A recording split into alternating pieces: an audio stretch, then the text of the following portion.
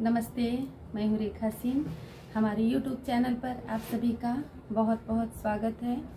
हम आप सबको गंगा माँ प्रयाग जी का भजन सुनाएंगे। इस समय प्रयाग में पर्व चल रहा है, गंगा जी के नहावन का। सब जा रहे हैं तीर्थराज प्रयाग में। वहाँ पर महावीर, बजरंगबली, किला, जहाँ जो भी है प्रयाग में, हम उनका वर्णन करेंगे। आप लोग जरूर सुनिए और बताना आप सभी को कैसा लगा। और जो भी प्रयागराज वाले हैं या जो गए हैं जरूर कमेंट करेंगे कैसा लगा।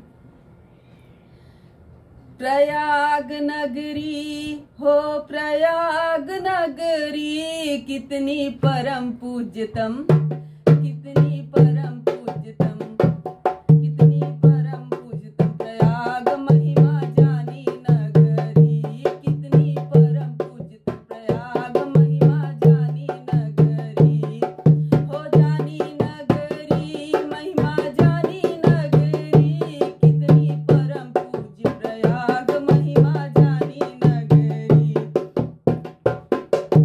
गंगा यमुना की शोभा देखो, त्रिवेणी